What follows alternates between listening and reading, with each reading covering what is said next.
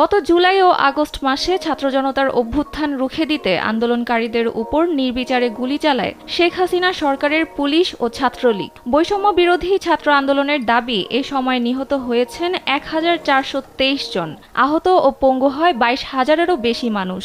তাদের অনেকে এখনও সুচিকিৎসার অভাবে হাসপাতালের বিছানায় কাতরাচ্ছেন। গুরুতর আহত এমন শিক্ষার্থীদের উন্নত চিকিৎসা দিতে তাই ঢাকায় এসেছে চীনের একটি জরুরি মেডিকেল টিম। রোববার সকালে হযরত শাহজালাল আন্তর্জাতিক বিমানবন্দরে তাদের স্বাগত জানান বাংলাদেশে নিযুক্ত চীনা রাষ্ট্রদূত ইয়াও ওয়েন ও স্বাস্থ্য অধিদপ্তরের অতিরিক্ত মহাপরিচালক অধ্যাপক ডক্টর শেখ সাইদুল হক। জানা গেছে, চীনা চিকিৎসক ডং কুইয়ানের নেতৃত্বে ১০ সদস্যের একটি মেডিকেল টিম ঢাকায় এসেছে। বিশেষজ্ঞ চিকিৎসকরা পশ্চিম চীন হাসপাতালের, যা চীনের সেরা হাসপাতালগুলোর একটি। চিকিৎসক দল প্রয়োজন অনুযায়ী বাংলাদেশে অবস্থান করবে। রাষ্ট্রদূত ইয়াওয়েন জানান, বাংলাদেশের ছাত্র জনতার অভ্যুত্থানে অনেক বেসামরিক লোক ক্ষতিগ্রস্ত হয়েছেন।